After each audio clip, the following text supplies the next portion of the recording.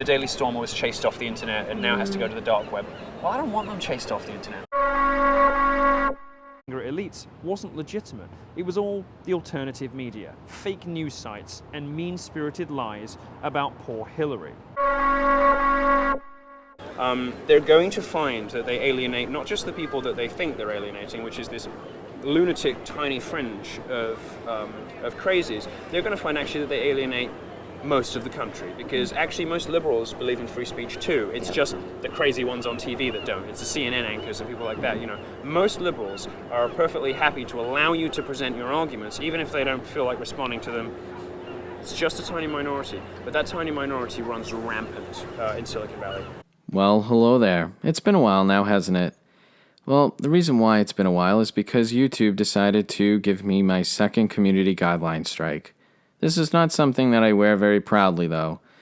What that means, basically, to those of you who are merely just listeners and viewers, is that I am forbade from uploading for 2 weeks. And those 2 weeks have passed, and they now translated into a month of me thinking long and hard as to if I want to continue on doing YouTube and whatnot.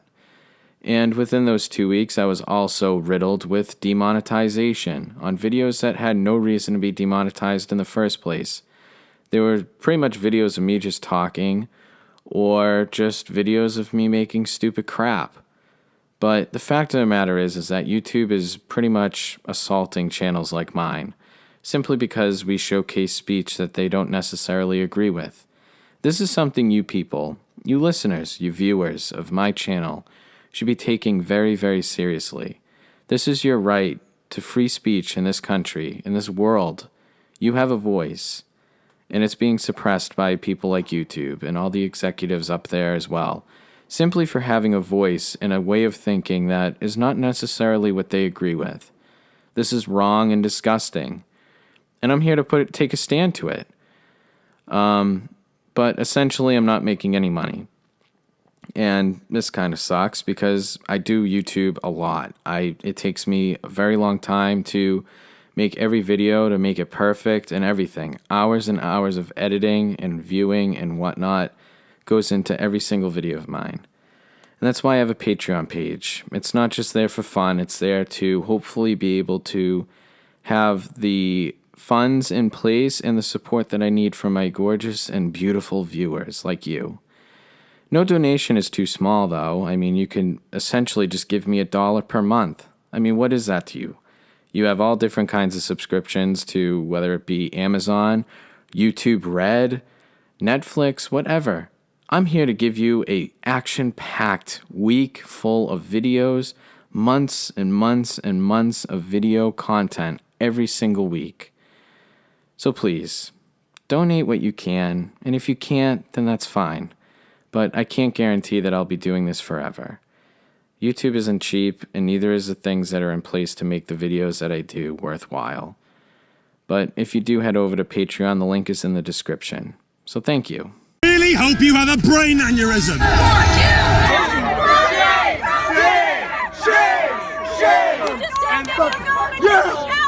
What the hell are you doing? Don't touch my book. You exist only on...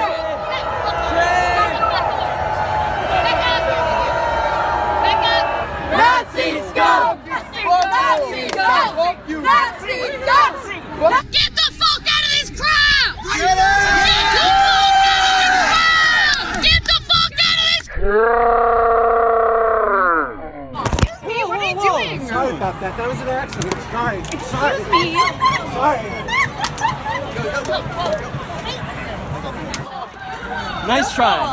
Why are you guys trying to steal my book? Come on, y'all.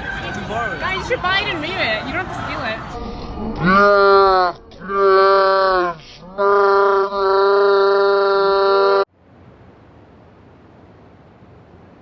In the days following the presidential election, the media seized on a new meme emerging from left-wing academics and analysts, desperate for a reason to absolve them of responsibility for losing America.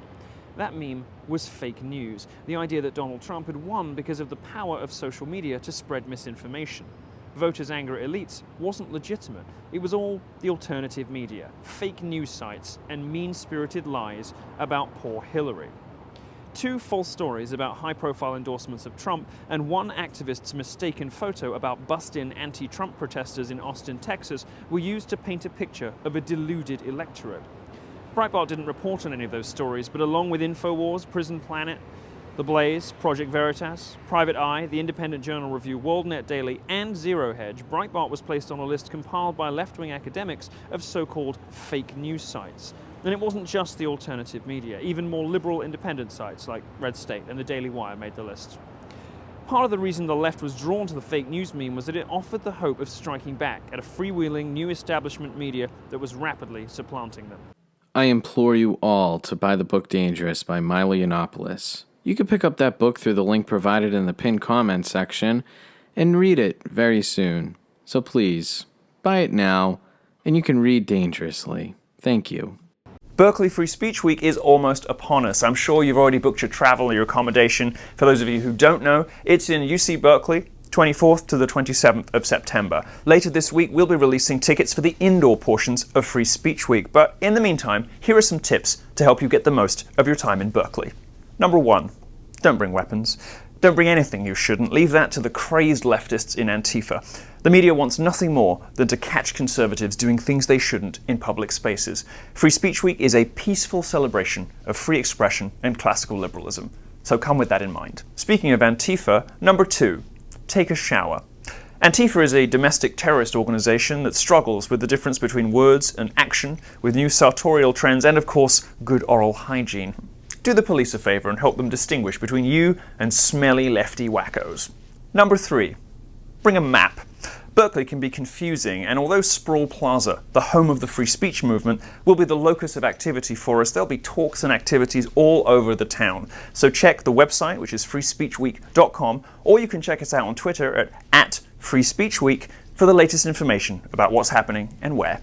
Number 4, protest peacefully. Antifa, which stands for Anti-Fashionista, is a movement of beta male cucks and hideous, overweight, 30-year-old single lesbians. Don't try to beat them up. Life's done that already. Number 5, take some clothespins or just hold your nose like this for the duration of Free Speech Week. I cannot overestimate to you how much these people fucking stink. Number 6, bring some milk in case of rogue pepper spray. I've been pepper sprayed! I've been pepper sprayed! I need milk! I need milk! That's all for now. Follow us on Twitter. It's @Free Speech Week, or visit the website freespeechweek.com and join me, Ann Coulter, Steve Bannon, David Horowitz, Pamela Geller, and a galaxy of libertarian and conservative superstars on Sunday in Berkeley.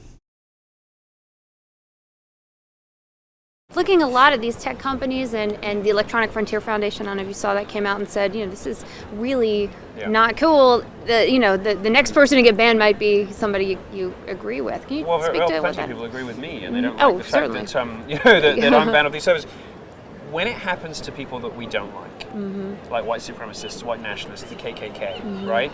And most normal people, most reasonable people can agree that they're odious people with bad views, but they must be allowed to express them as horrible as they are, right? When it happens to them, nobody really turns too much of a blind eye. When the Daily Stormer was chased off the internet and now has to go to the dark web, well, I don't want them chased off the internet. I want them where I can see them. I want to know how many of them there are. I want to know what they're saying. Quite often they're saying horrible things about me because they hate me and I hate them. I want to have feuds with them. I want to be able to argue with them. I want to beat them in public so that other people can see that they're wrong. When you drive those movements underground, you make them attractive. You make them sexy. You make them irresistible. It's the same human psychology as Madonna's videos being banned in the 1990s. They were the only ones people wanted to see. And when you make my book difficult to publish on the basis of nothing, you make people want to read it. With the result, there's 4 weeks on the New York Times bestseller list. When you make something forbidden, you make it attractive. And that can be to the benefit of safe, family-friendly stuff like me, or it could be to the benefit of ugly ideologies like white nationalism and white supremacy. And just by virtue of banning them, you make them curious, you make them interesting, you make people want to find out more about them. And these technology platforms that have traded for so long on being neutral platforms are now starting to make very heavily editorial decisions. And we're starting to find out what these companies believe in. And it turns out that their beliefs don't stop with the far right, with the ugly people that we all hate. Their beliefs stop quite short of that, almost like anyone to the right of Jane Fonda. They don't like very much, and they're perfectly happy to censor. I had to strike a deal with Facebook just to be allowed to use a particular word that was in the name of my previous tour. And they said you can only use it about yourself, and you can only use it in reference to the tour, but if you use it any other way, we'll take your page away. And this is like a verified page with 2 million followers. The F word. The F word that was on my tour bus. So they had like Not maybe the 4-letter one you're thinking of. like a dedicated person to make sure Telling you're me using that it properly. I can't describe myself in a no, look, they have to. Look, can you imagine being the I person? just love that they have to police that. Can you like, imagine being the Janet, person? did he use it in the right way today? I'm on that. Being the guy at Facebook that has to read my posts, working out if I was using a word about myself or others, and then getting in touch with my social media guy saying you can't do that. We're going to. Oh wow. It's ludicrous. It's ludicrous, and this is now standard operating procedure for much of Silicon Valley. So here you see Milo talking about the Daily Stormer, and again, remember, I haven't been on YouTube for nearly a month, so I'm a little bit behind. But it still rings true that when you ban something, you make it attractive. You make people want to see more of it. It's taboo. It's kind of it's how you view everything in society, and not to be too gross, but look at most people's porn habits. I mean, no one's just looking at normal missionary porn. I mean, people are looking at some pretty disgusting things because it's taboo. You make it attractive. It's sexy. It's whatever, you know? So, in order to drive the Daily Stormer off the internet simply because people didn't agree with what they were saying, and I hate them. I hate that website. Like Milo said, I do want them where I can see them. I don't want to read them, but I want to know how many there are. Milo couldn't have summed it up any better. So let's continue on. The greatest threat to your future, the greatest risk to the American Republic, is from the unprecedented assault on free speech committed by the media, Silicon Valley, politicians, Hollywood producers, and the Academy. Unlike Antifa, Black Lives Matter, and a couple of idiots on the far right too, I don't believe that violence is the answer to political disputes. That's why I'm staging Berkeley Free Speech Week, a week-long festival of free expression for libertarians, conservatives, and their liberal friends too, including everyone who has been prevented from speaking at UC Berkeley in the last 12 months. Prior to Free Speech Week, there's some left-wing entertainment, but after that, on the 24th of September, Free Speech Week begins. Day 1 is Feminism Awareness Day. Day 2 is Islam. Day 3, we tackle Silicon Valley. And Day 4 is the big one, the American higher education establishment itself. And you can tweet, I can't, hashtag Free Speech Week. I like messy, noisy, vigorous public debate.